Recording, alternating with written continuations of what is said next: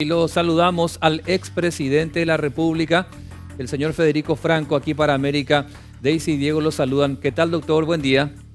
Buen día, Diego. Buen día, Daisy. Buen día a todos los televidentes de América. Un placer saludarles. Igualmente, doctor. Estamos recordando cuando Lugo era destituido en un día como hoy, pero el año 2012 y posteriormente a usted que le tocaba asumir la presidencia. ¿Puede refrescarnos? Muchos quizás todavía muy jovencitos y demás no recuerden tanto, pero otros que sí, como para unir las generaciones, doctor. ¿Cómo fue ese día, por favor? Bueno, para mí fue un día complicado. Estaba atrincherado en la oficina de la vicepresidencia ya desde el jueves. Mi última aparición pública y mediática fue el miércoles a la mañana, en ocasión de ir, como siempre lo hice, al Congreso a fin de actuar como nexo entre el Ejecutivo y el Legislativo, y ya viendo lo que se venía, decidí abroquelarme en la oficina de la vicepresidencia sin salir, sin hacer declaraciones. Y bueno, pude ver por televisión todo el desenlace del juicio político, y ahora ha sido en el momento que aprobó el Congreso la destitución del presidente Fernando Lugo. Ahí fui a mi domicilio, me bañé, me puse el traje y bueno, me fui al Congreso a jurar en esas condiciones, ¿verdad? Creo que eso fue lo más relevante de ese momento histórico, no solamente para mí, sino para el país. Doctor, por varios días tuviste todavía, después de la destitución de Lugo, en las calles, principalmente de Asunción, como una especie de crisis política por las movilizaciones sociales. ¿Pensaste durante ese tiempo que te quedaba, que no era mucho, en la colita de ese periodo, tirar la toalla, o pensaste que no ibas a terminar el periodo? La primera pregunta que me hice fue si era lo correcto o no. Esa es la cuestión existencial que uno se plantea en estas circunstancias, en estos momentos, Diego. Sí. ¿Vale la pena, no vale la pena? Y hice mi análisis de costo-beneficio, riesgo-beneficio, para mí, para el país en primer lugar, para mi familia en segundo lugar, y inclusive para mi partido, en ese orden.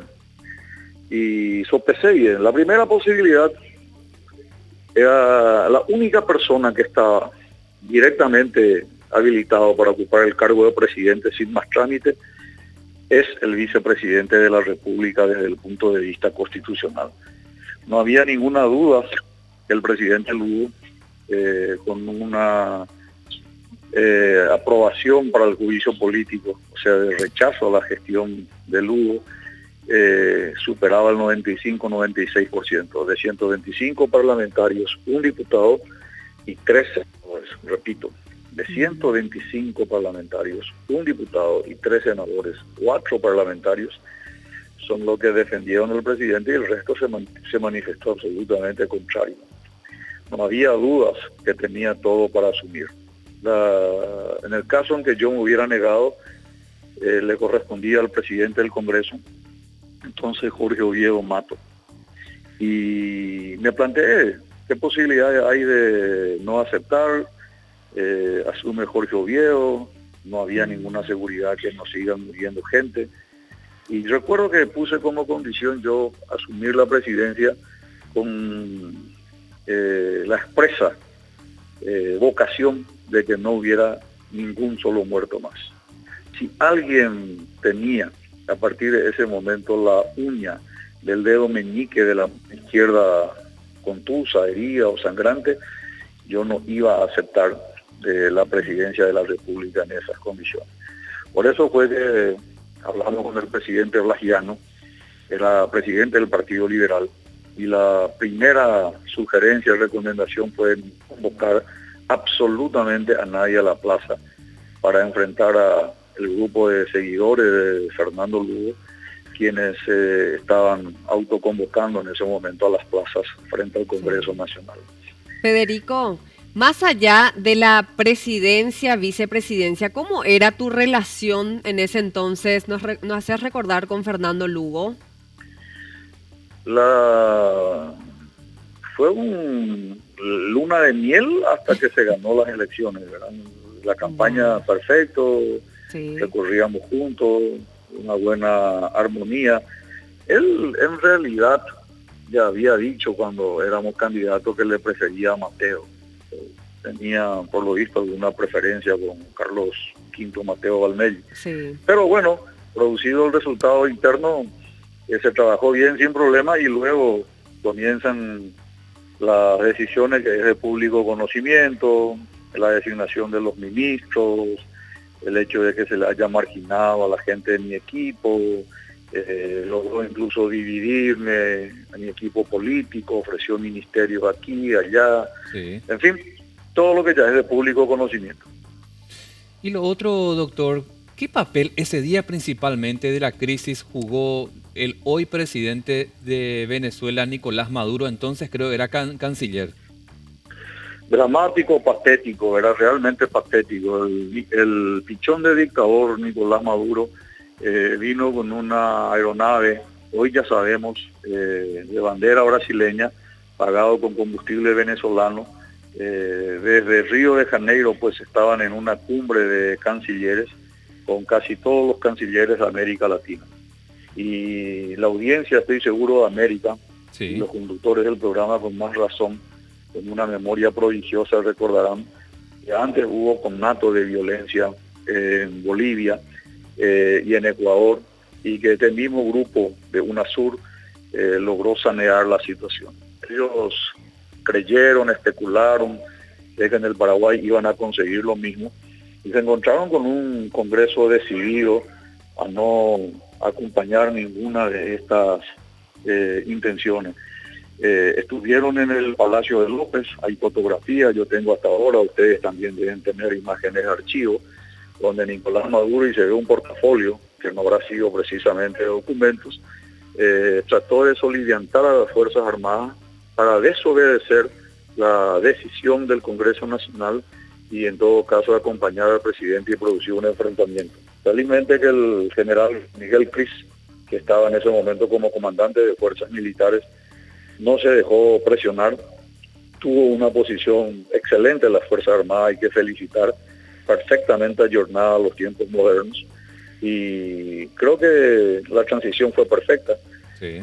El presidente Lugo salió y entró las veces que quiso al país, sus adherentes también, se presentaron a las elecciones un año o 2 meses después, tampoco hubo ningún tipo de inconveniente, nadie fue detenido, nadie fue demorado.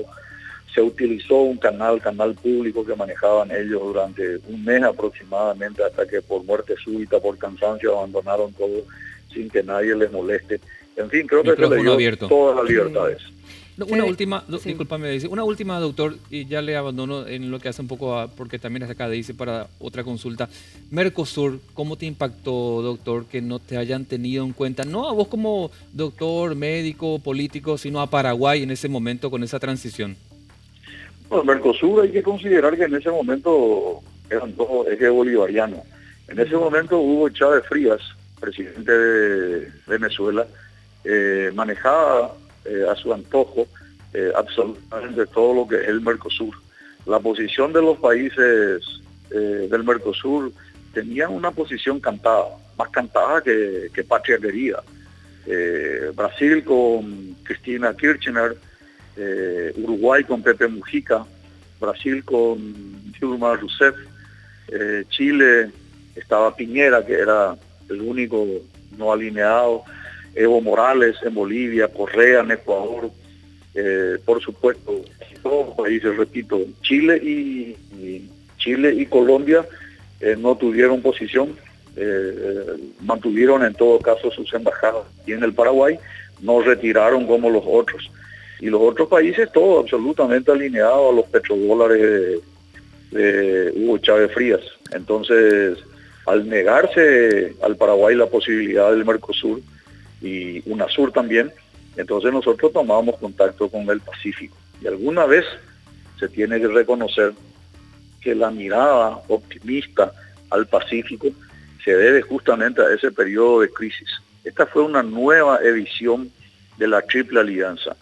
Mira cómo terminó Cristina Fernández de Kirchner. Mira cómo terminó Dilma Rousseff. Mira cómo terminó Mujica y el Frente Amplio en el Uruguay. Y finalmente lo que ocurrió incluso desde el punto de vista de la vida con Hugo Chávez Frías.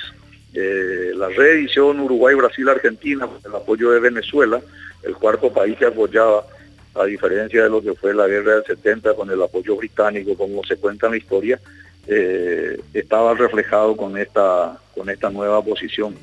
Y nuestra llegada al Pacífico fue para llegar al mercado asiático y ofrecer a los países del a los países del Pacífico, Chile, Perú, Colombia y México, lo que necesitamos nosotros. Federico, quizás esta ya sea también prácticamente tu respuesta, porque me gustaría saber, como presidente, después de un juicio político tan polémico, ¿qué fue lo que más le costó gobernar en ese tiempo que le dieron para que llevara al frente de nuestro país?